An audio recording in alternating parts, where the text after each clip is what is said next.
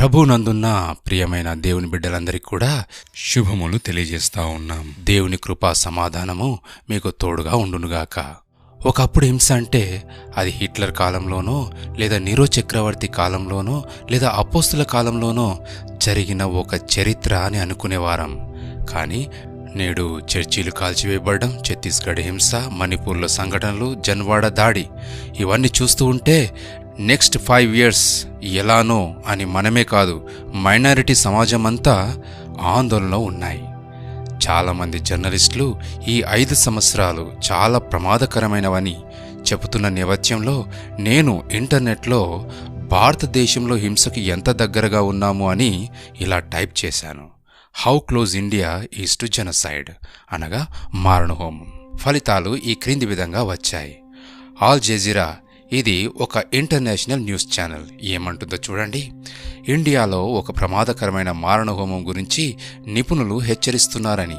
The wire అనే news channel, ఇది మన దేశంలో సత్యాన్ని ఉన్నదన్నట్టుగా నిక్కచ్చిగా చెప్పే ఒక ఫేమస్ న్యూస్ ఛానల్, ఏమంటుందో చూడండి. ప్రపంచంలో మారణహోమం వైపు పయనిస్తున్న దేశాలలో భారత్ 8వ స్థానంలో ఉందంట. అదేవిధంగా జెనోసైడ్ వాచ్ అంటే మారణహోమాన్ని గమనిస్తున్న ఒక సంస్థ అంట. ఇది ఏమంటుందో చూడండి. భారతదేశం మారణహోమం అంచులో ఉందంట. అదేవిధంగా CNN, ఇది ప్రపంచవ్యాప్తంగా పనిచేస్తున్న ఒక వార్తా సంస్థ, ఇలా చెప్తుంది చూడండి. మన దేశంలో మారణహోమానికి పిలుపునిస్తున్నారు అని తెలియజేస్తూ ఉంది. అదేవిధంగా ఎక్స్ప్రెస్ ట్రిబ్యూన్ అనే ఒక వార్తా సంస్థ, భారతదేశం చాలా భయపడే మారణహోమం వైపు వేగంగా వెళ్తుంది అని తెలియజేస్తూ ఉంది.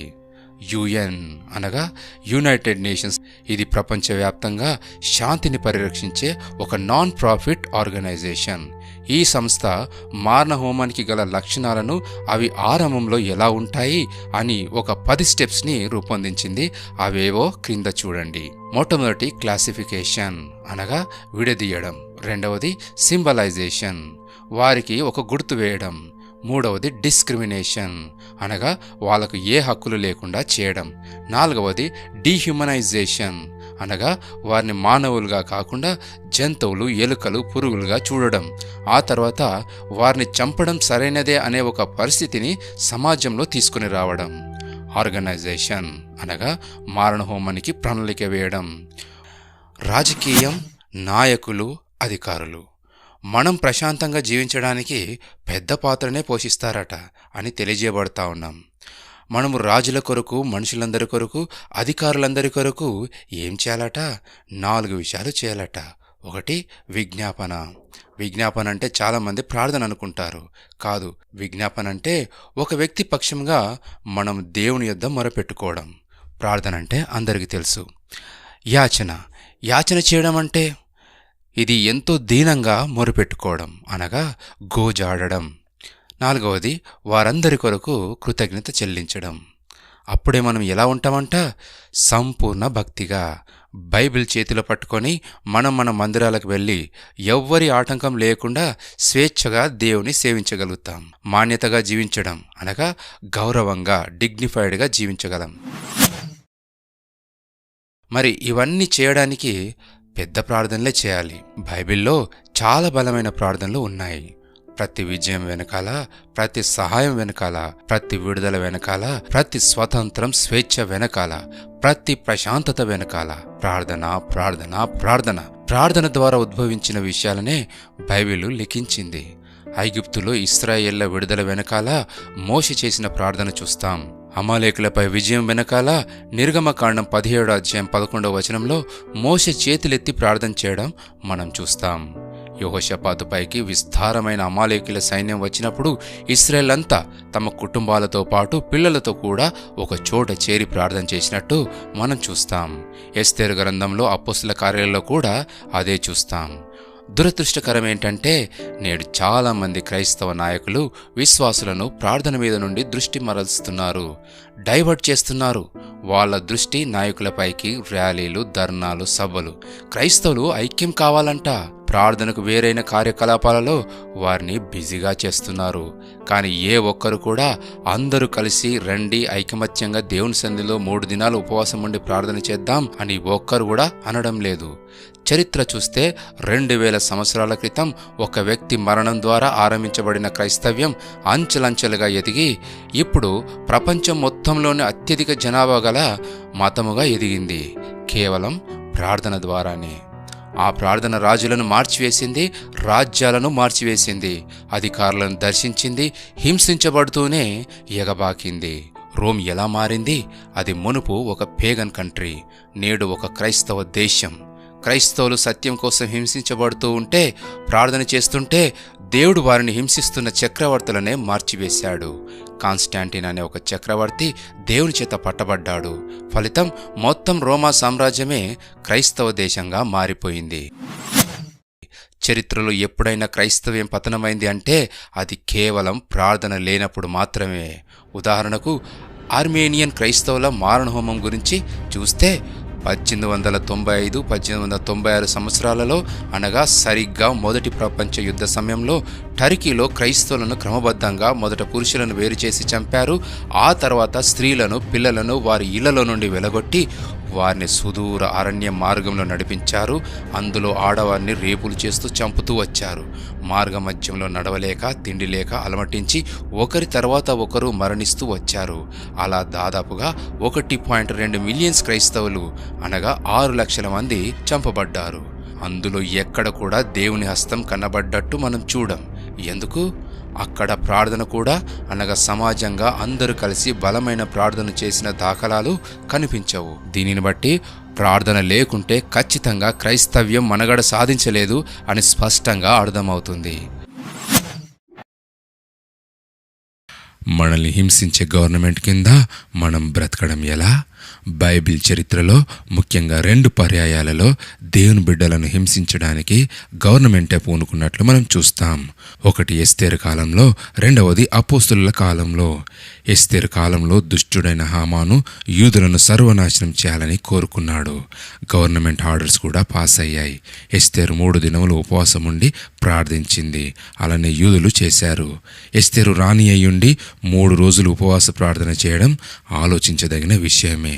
మనలా స్వంత ప్రయత్నాలు ఆమె చేయలేదు, కానీ ప్రార్థన చేసింది. ఫలితం గొప్ప విజయం యూదుల పరమైంది. అపోస్తుల కార్యాలలో హేరోదు క్రైస్తవులను చంపుతూ పోతున్నాడు. హింస ఘోరంగా ప్రబలింది. క్రైస్తవులు చెదిరిపోయే పరిస్థితులు వచ్చాయి. సంఘమైతే అత్యాసక్తితో ప్రార్థించినట్లు మనం చూస్తాం. అప్పుడు పరలోకం నుండి దేవుని దూత వచ్చి పరిస్థితి అంతా కూడా చక్కబెట్టినట్లు మనం చూస్తాం. పౌలు మారడం, పేతురు విడిపించబడడం, హింసకు కారకుడైన హేరోదు పురుగులు పడి చావడం, ఇవన్నీ మామూలు కార్యాలు కాదు గదా? అవునా? ఇవన్నీ మనం చేయగలమా? మన ర్యాలీలు, ధర్నాలు, మన హక్కుల కొరకు పోరాడడం ద్వారా జరుగుతాయా? క్రైస్తవుల ఐక్యత ఇవన్నీ చేయగలదా? నిజమే, క్రైస్తవ ఐక్యత రావాలి. ఎక్కడ? మోకాల మీద రావాలి, ప్రార్థనలో రావాలి. ప్రార్థనలో రాని ఐక్యత ఇంకెక్కడ వచ్చినా ఏమి ప్రయోజనం? దేవుడు సాయం చేస్తాడులే, దేవుడు మనం చూసుకుంటాడులే అని గుడ్డిగా అనుకోకూడదు. బబులోను రాజైన నెబుకద్నెజరు యెరూషలేము పైకి యుద్ధానికి వచ్చినప్పుడు ఇశ్రాయేలు అలానే అనుకున్నారు. కానీ ఓడిపోయారు. ఘోరంగా చంపబడ్డారు. పట్టణం కాల్చివేయబడింది. చెరలోనికి కొనిపోబడ్డారు. కారణం, వారికి విశ్వాసం ఉన్నది కానీ దేవుడు వారి పక్షంగా లేడు. చరిత్రలో క్రైస్తవుల పట్ల హింస 2 సందర్భాలలో చూస్తాం. ఒకటి, సంఘం ద్వారా దేవుడు బలముగా పనిచేస్తున్నప్పుడు. అలాంటి సందర్భాలలో దేవుడు తన బలమైన కార్యాలు మన ద్వారా జరిగించడం కూడా చూస్తాం. రెండవది, సంఘములో భక్తిహీనత పెరిగిపోయినప్పుడు. నేటి క్రైస్తవ్యంలో లోకం విపరీతంగా పెరిగిపోయింది. అనగా ప్రజలు భూమి మీద యాత్రికులుగా, ప్రయాణికులుగా జీవించకపోవడమే. ఇది క్రైస్తవ్యానికి పెను ప్రమాదం. దీనికి కారణం మెగా చర్చెస్లో వాక్యం ఆధారిత మోటివేషనల్ బోధలు, ప్రాస్పారిటీ ప్రీచింగ్స్. సత్యం నుండి వైదొలగి బైబిల్ డాక్ట్రిన్ని పక్కన పెట్టి ప్రజలకు నచ్చిన మరియు వారు వినదలిచిన బోధలు బోధించడం. అలానే ప్రజలు కూడా తమకు వినసొంపైన బోధలు వినడానికి అలవాటు పడడం. ఇవన్నీ ముఖ్యంగా దేవుని మనకు దూరం చేసే విషయాలు. వాక్యానుసారమైన జీవితం లేకుండా దేవుని దుఃఖపరిచే పరిస్థితుల్లో దేవుడు అన్యుల చేతికి మనల్ని అప్పగిస్తాడు. నేడు క్రైస్తవుల పట్ల జరుగుతున్న దాడికి మనం ఎవరిని, ఏ పార్టీని, ఏ నాయకులను నిందించలేము. అది మనకు అవసరం లేని విషయము. దేవునితోనే మనకు సంబంధం. దేవుడు మన పక్షంగా ఉంటే మనకు విరోధి ఎవడు? ఈ మాట బైబిల్లో లేదా? రోమీలకు రాసిన పత్రిక 8వ అధ్యాయం 31వ వచనంలో ఇట్లుండగా ఏమందుము, దేవుడు మన పక్షమున ఉండగా మనకు విరోధి ఎవడు? దేవుడు మనలను చల్లగా చూస్తే ఇబ్బంది పెట్టేవాడు ఎవడు? కావున సమాజంలో జరుగుతున్న పరిణామాలకు సంఘముదే బాధ్యత. సంఘము మేలుకొని ప్రార్థన చేయకపోవడమే సమాజానికి పెద్ద నష్టము. ప్రస్తుతం ఉన్న సంక్షోభానికి ఒక్కటే పరిష్కారము. క్రైస్తవ సమాజము లేదా సంఘము పశ్చాత్తాపపడి విలాప వాక్యములలో ఆ స్త్రీ ప్రార్థించినట్లు ప్రార్థన చేయడమే. విలాపవాక్యంలో 2వ అధ్యాయం 18వ వచనంలో జనులు హృదయపూర్వకంగా యెహోవాకు మొరపెట్టుదురు. సియోను కుమారి ప్రాకారమా, నది ప్రవాహం వలె దివారాత్రము కన్నీరు పారనిమ్ము. విరామము కలగనీయకము, నీ కంటి పాపను విశ్రమింపనీయకము. నీవు లేచి రేయి మొదటి జామున మొరపెట్టుము. నీళ్లు కుమ్మరించినట్లు ప్రభు సన్నిధిని నీ హృదయమును కుమ్మరించుము.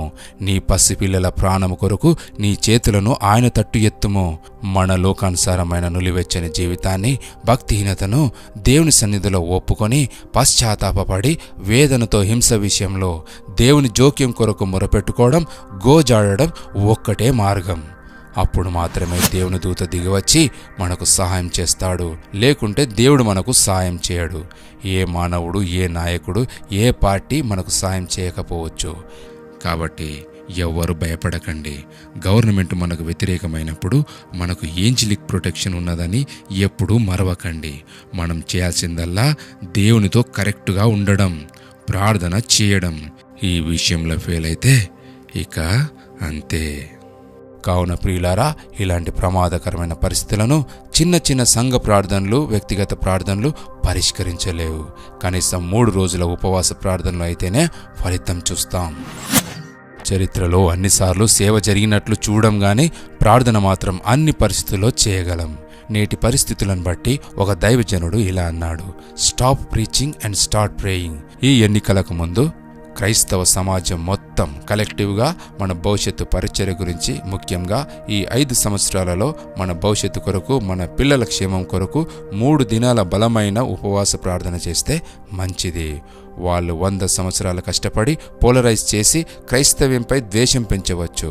కానీ మనకు గట్టిగా 3 దినాలు చాలు. దానినంతటిని రివర్స్ చేయగలం. ఎందుకంటే దేవుడు సంఘానికి పరిమితి లేని శక్తిని ఇచ్చాడు. సంఘము భూమి మీద దేనిని బంధిస్తే అది పరలోకంలో కూడా బంధించబడును. భూమి మీద దేనిని విప్పితే అది పరలోకంలో కూడా విప్పబడును. అనగా భూమి మీద ఎలక్షన్లో పలానా పార్టీ గెలవాలంటే అది సంఘం చేతిలో ఉందనేది మనం అర్థం చేసుకోవాలి.